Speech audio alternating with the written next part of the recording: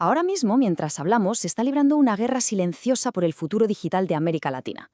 No, no es una guerra con ejércitos ni tanques, sino con cables de fibra óptica, con megavatios y con centros de datos gigantescos. Y lo que está en juego, bueno, es mucho más que tecnología. Vamos a meternos de lleno a analizar esta batalla. Para entenderlo, imaginemos la escena por un momento. Estamos en Sao Paulo, en Brasil, dentro de un edificio colosal. El zumbido de miles de ordenadores es constante, casi ensordecedor. Es literalmente el latido del siglo XXI. Las palabras de esta ingeniera, María Elena Rodríguez, lo clavan.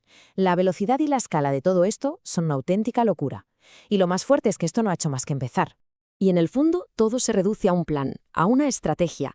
Un plan que tiene que hacer malabares entre dos mundos que chocan. Por un lado, tienes toda la promesa de la innovación, del futuro digital.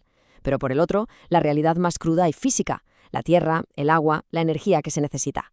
Así que la pregunta clave es, ¿quién pone las reglas en este nuevo territorio? ¿Quién controla de verdad esta nueva infraestructura? Vale, pero ¿a qué viene toda esta prisa? ¿Qué es lo que está impulsando esta carrera frenética? Podríamos llamarlo la nueva fiebre del dato. El nuevo tesoro que todo el mundo busca ya no es el oro ni el petróleo. Es algo que no se puede tocar, pero que es igual o más valioso. Y la clave de todo, la respuesta, es la inteligencia artificial. Todos esos modelos de lenguaje que escriben textos o generan imágenes no viven en una nube mágica que flota por ahí, nada más lejos de la realidad. Viven en edificios muy, muy reales, auténticas ciudadelas de servidores que devoran cantidades brutales de energía y que necesitan, claro, un lugar físico donde instalarse. Y de repente, ¡zas!, todas las miradas del mundo se han girado hacia América Latina. ¿Y por qué justo ahí? Bueno, si lo piensas un poco, las piezas del puzzle encajan a la perfección. Hay espacio de sobra. Hay un potencial energético enorme, sobre todo en renovables. Piensa en el sol del desierto de Atacama o el viento de la Patagonia. Y si a eso le sumas unos costes más competitivos, pues tienes la tormenta perfecta para los gigantes tecnológicos. Suena bien, ¿verdad? Parece un plan sin fisuras. Pero claro, como casi todo, esto tiene una cara B.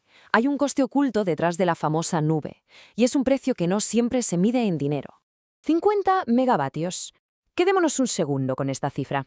Es la potencia que puede llegar a consumir un solo gran centro de datos. Sé que el número así, en abstracto, no dice mucho, pero vamos a ponerlo en perspectiva para que se entienda la magnitud. Pues ahí lo tenemos, un solo edificio consumiendo la misma electricidad que una ciudad mediana entera. Y no un ratito, no, sin parar, 24 horas al día, los 365 días del año. Y ojo que a esto todavía hay que sumarle unas cantidades de agua bestiales para la refrigeración. De repente, esa nube tan etérea y ligera parece mucho más pesada, más física y, sobre todo, mucho más sedienta. Esto nos lleva a una pregunta crucial. ¿El intercambio es justo? Si lo vemos como una balanza, en un plato pones la inversión extranjera, algunos empleos muy especializados y una mejor conectividad, ¿vale? Pero ¿y en el otro plato qué hay? Pues por ahí se van recursos vitales como la energía y el agua, se van los datos de la población que luego se convierten en dinero en otros sitios y al final la mayor parte del valor y las ganancias que se generan pues también vuelan fuera de la región. Y aquí es donde llegamos al meollo de la cuestión, al corazón del debate, porque la pregunta importante no es si se acepta o se rechaza la tecnología, eso sería demasiado simple. La pregunta de verdad es, ¿bajo qué condiciones? Y aquí se abren dos caminos, dos futuros radicalmente distintos, o se construye una soberanía propia, o se corre el riesgo de acabar siendo una nueva forma de colonia digital. La pregunta es así de sencilla y a la vez así de profunda. ¿Quién va a definir las normas del juego para esta nueva era? ¿Van a ser las propias naciones latinoamericanas, pensando en sus necesidades y en sus valores? ¿O van a limitarse a importar modelos hechos en otros lugares con otras prioridades totalmente distintas? Y que nadie piense que esto es una discusión teórica, porque está pasando ahora mismo. Tenemos dos ejemplos clarísimos. Por un lado, está el camino de Perú. Ha desarrollado su propia ley de inteligencia artificial, adaptada a su realidad y poniendo el foco en que siempre haya supervisión humana. Por otro, está el caso de Argentina, que explora la posibilidad de adoptar directamente los estándares de Estados Unidos. Son dos modelos opuestos. Uno busca construir soberanía, el otro, sin querer, podría estar cediéndola. Entonces, ¿hay alguna otra opción?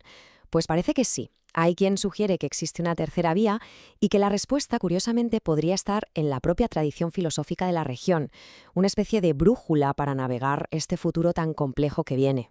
El primer concepto de esta brújula es Aini, una palabra quechua que significa reciprocidad. Es una idea potentísima y, en el fondo, de puro sentido común. Para que una relación sea sana, tiene que haber un equilibrio. No puede ser puramente extractiva.